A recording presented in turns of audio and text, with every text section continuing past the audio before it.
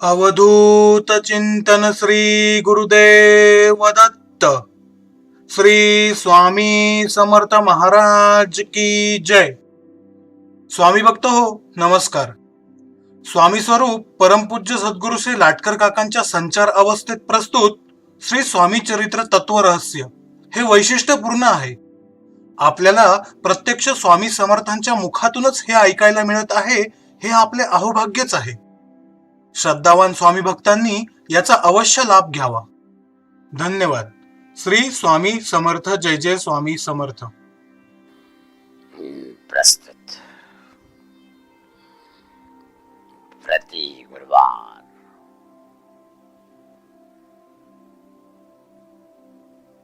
सद्गुरु स्वामी का भ्रमण होता है स्थान पर।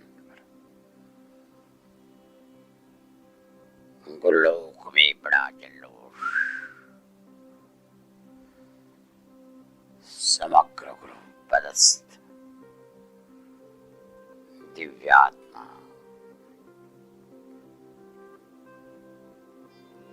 ब्रह्मांड में परिक्रमा लगाते एक ही गुरु तत्व है, किंतु अनंत आविष्कार।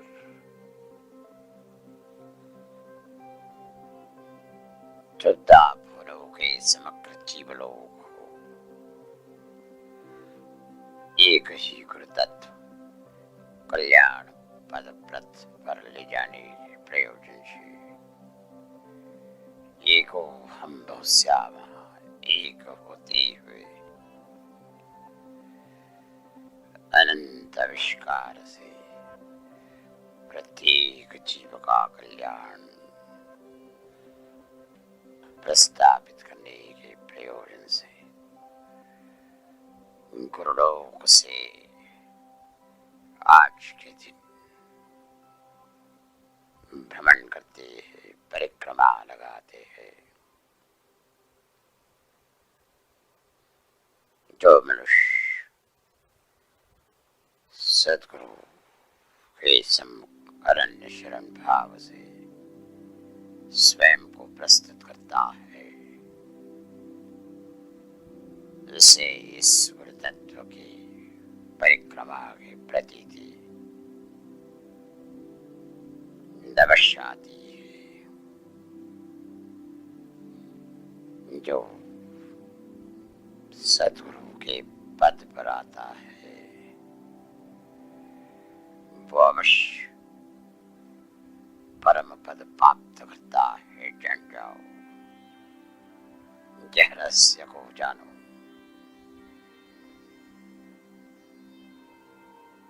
अन्य यज्ञ याग वेद कर्म कर्मकांड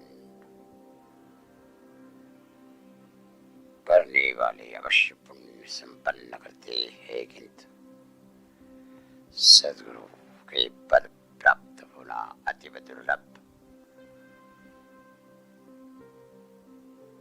राश के दिन में हम समग्र ब्रह्मांड में एको हम बहुश्याम आविष्कृत करते हैं। जान जाओ, दृष्टि के कारण गुरु तत्व के प्रभाव से प्रेरित समग्र ब्रह्मांड के प्रत्येक अणुरेणु चैतन्य से ओतप्रोत होते हैं। सच्चिदानंद घन स्वरूप एकमेव अद्वितीय तत्व समग्र ब्रह्मांड के प्रत्येक अणुरेणु में ओतप्रोत है। अधिष्ठान में यही तत्व है, आविष्कार में इसी तत्व का अभिव्यक्ति ही। जान जाओ बेटा, और इसी के कारण स्वामी चरित्र प्रति गुरुवार लिया जाता है, जिसका प्रयोजन प्रत्येक गुरु भक्त को गुरु तत्व के रहस्य का ज्ञान प्राप्त हो जाए, गुरु तत्व की महिमा महात्म्य प्राप्त हो जाए। सद्गुरु के पद पर शरण भाव प्रस्तावित हो जाए। स्वयं के भीतर जो आत्म तत्व, जो अंगुष्ठ मात्र ज्योति स्वरूप हृदयस्थ आत्म ज्योति स्थित है, उसके बारे में प्रत्येक भक्त को भली भांति अवगत कराते हुए परब्रह्म परमेश्वर स्वरूप सद्गुरु की ओर कर्षित करने के प्रयोजन से प्रस्तुत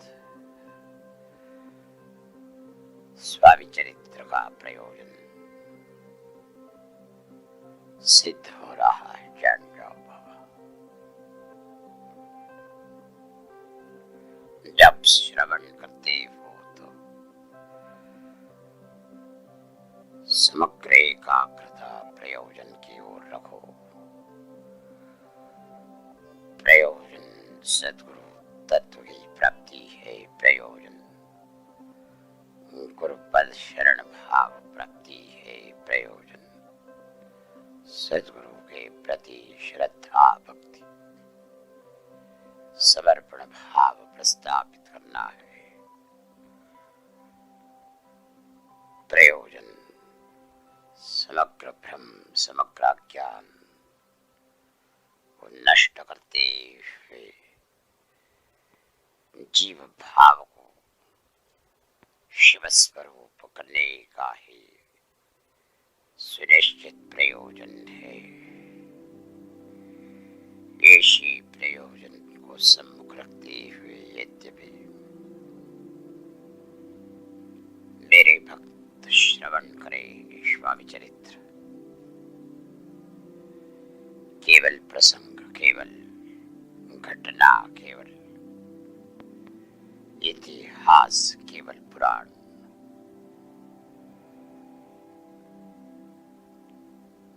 इससे ही परे परतत्व के बारे में, पराशक्ति के बारे में, परा प्रकृति के बारे में, परब्रह्म परमेश्वर स्वरूप के बारे में जब अति जिज्ञासा सिद्ध हो जाती है, तत्पश्चात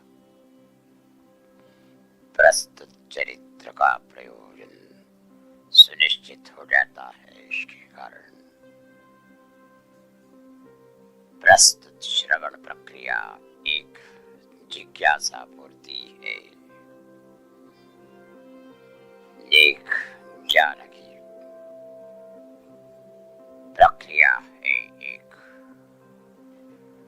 श्रद्धा भक्ति तथा गुरु तत्व की प्रतीति प्राप्त करने की प्रक्रिया है। इस भाव भावना से, इस धारणा से यद्यपि श्रवण हो जाए, प्रस्तुत स्वामी चरित्र प्रयोजन के पथ पर अवश्य चलेंगे। गत प्रबोधन में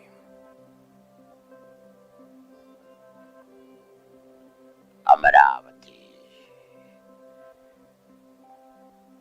देवलोक स्वर्ग भुवन में सद्गुरु स्वामी दिव्य देह के साथ इंद्र सभा मंडल में भव्य सभा मंडप स्थित स्थानापन्न हुए थे। समग्र देवगण, देवाचार्य, बृहस्पति, देवराज इंद्र तथा प्रमुख देव देवताएं, वरुण, वायु, अग्नि, दिक्पाल,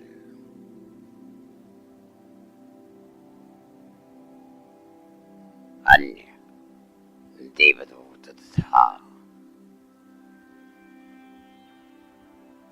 आसनस्थ दिव्य देव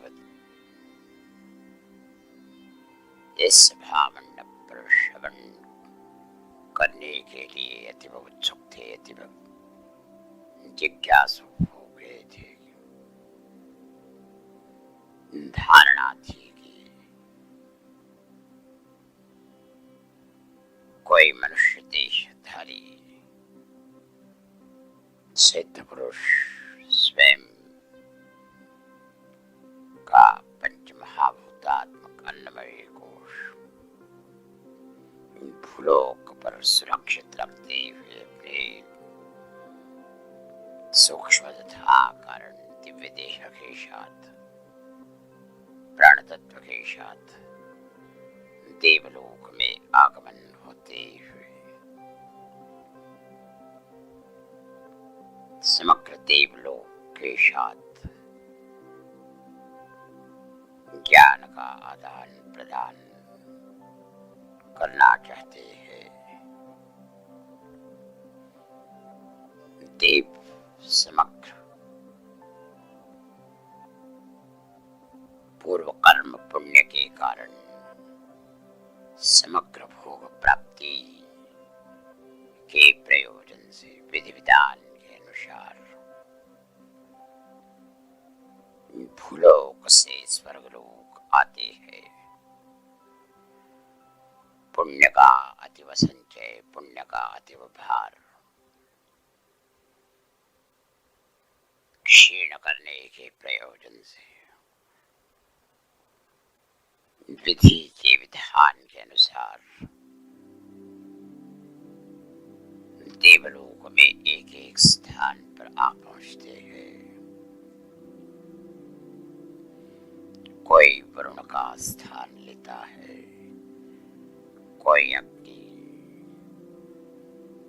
तथा जिसकी तपस्या अनंत वर्ष तक हुई है, जिसने प्रजापति ब्रह्मा का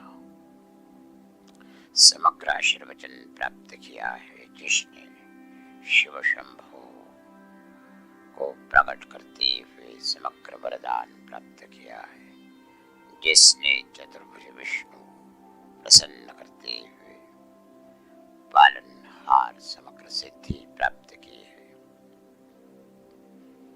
यज्ञदान तपस्वाध्याय स्वकर्म स्वधर्म प्रस्तावित करने वाले, धर्मार्थ काम मोक्ष चतुर्थ पुरुषार्थ सिद्ध करने वाले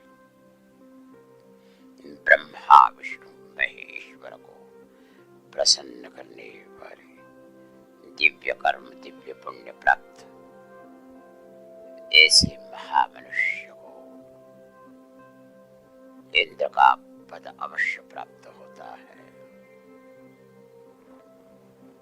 तत्पश्चात पूर्व पदस्थ इंद्रराज को स्वयं का पद त्याग करते हुए पुनश्च भूलोक पर आना पड़ता है।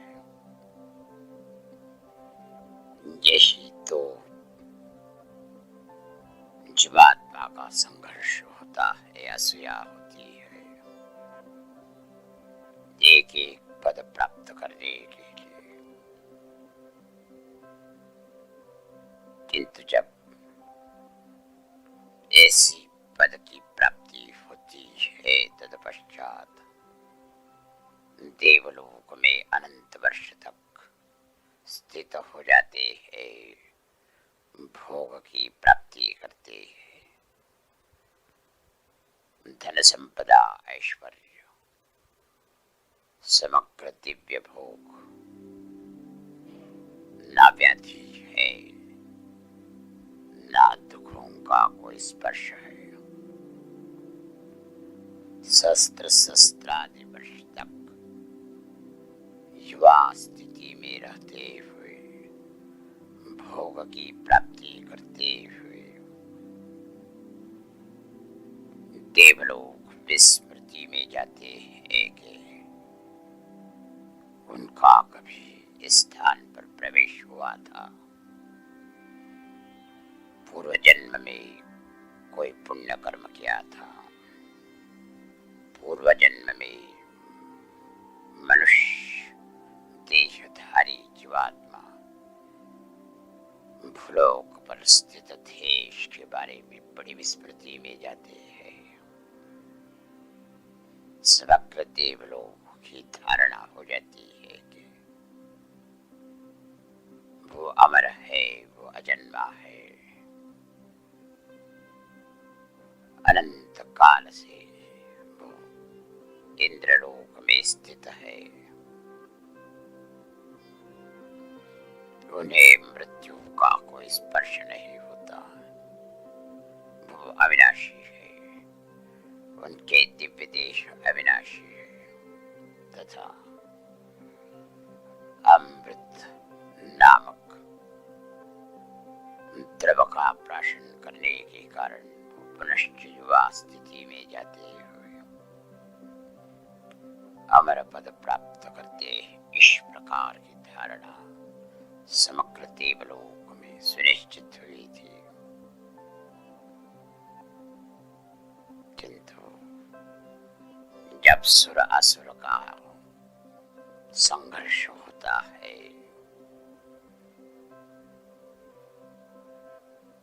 तब कितने देवदूत, कितने देव ऐसे संघर्ष में स्वयं को खो देते हैं। कितने देव लोग भयभीत हो जाते हैं। ब्रह्मा विष्णु महेश्वर के सम्मुख प्रत्यक्ष इंद्रराज शरणागत आते हैं, भय निर्माण होता है। ऐसे प्रसंग के पश्चात पुनश्च विस्मृति हो जाती है, पुनश्च भोग प्राप्त करते हैं। स्वयं के दिव्य देह, स्वयं के दिव्य सिद्धि के बारे में बड़ा विनिवेश होता है। ऐसी धारणा लेते हुए समग्र देवलोक बड़ी जिज्ञासा से सद्गुरु स्वामी के प्रबोधन को श्रवण करने के लिए बड़े उत्सुक थे।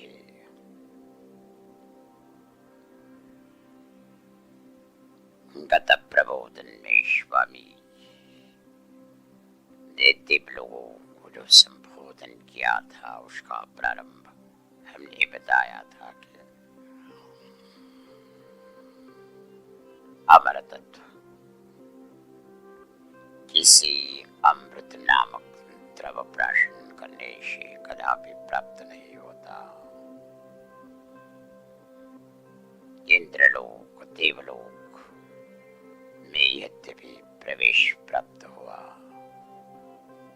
तत्पश्चात किसी अमर पदार्थ, अमर तत्व की प्राप्ति नहीं होती। ये विधान था। इस विधान को सुस्पष्टता से तत्व रहस्य के बारे में स्वामी कहने लगे।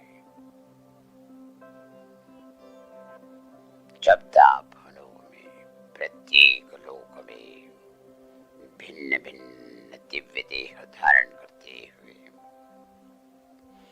जीवात्मा अपने पूर्व कर्म के अनुसार फल की प्राप्ति करते हुए भोग प्राप्त कर लेते हैं। भोग स्वयं भोगते हुए भिन्न भिन्न धारणा सुनिश्चित करते हैं, किंतु जिसका जन्म है, जिससे अवश्य मृत्यु है, जिसने प्राकृतिक देह धारण किया है उसे इस प्राकृतिक देह का त्याग अवश्य करना पड़ता है। पूर्व कर्म के अनुसार यद्यपि कोई भोग प्राप्त होते हैं, वो भोग अवश्य नष्ट होते हैं। कर्म फल के भोग प्राप्त किए पश्चात भले ही जीवात्मा देवलोक में प्रविष्ट हो जाए, किंतु जैसे जैसे पुण्य का क्षय होगा वैसे वैसे देवलोक में उनका स्थान स्थिर हो जाता है, तथा जिस क्षण में समग्र पुण्य नष्ट हो जाता है, फलस्वरूप भोग प्राप्त करने के पश्चात तत्क्षण जीवात्मा स्वर्गलोक से भूलोक आता है। इसके कारण ऐसा कोई जीवात्मा भले ही इंद्र पद पर स्थित हो, भले ही दिव्य देह प्राप्त करते हुए अग्नि वरुण वायु के स्थान पर जाया, किंतु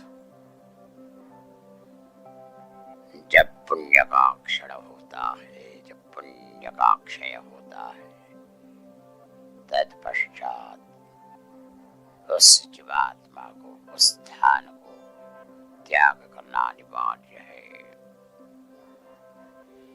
जिसके कारण वो अमर कदापि नहीं है।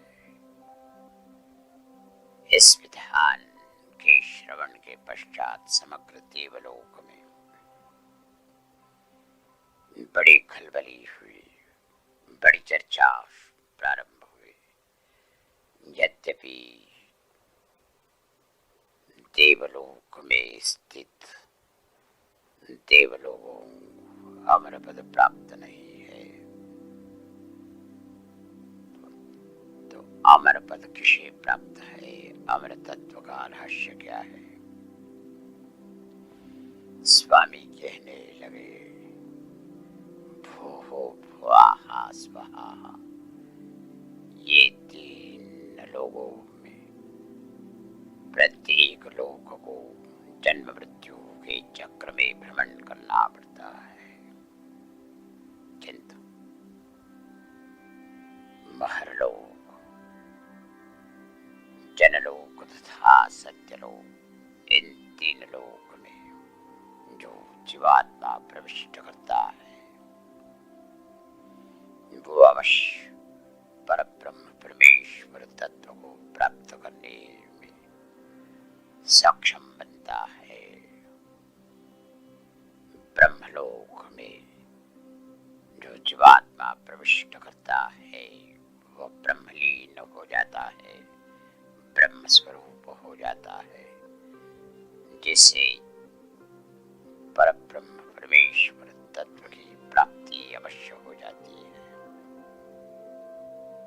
किंतु भूलोक, अंतरिक्ष स्थित गंधर्व पितरगण तथा स्वर्ग स्थित देवलोक,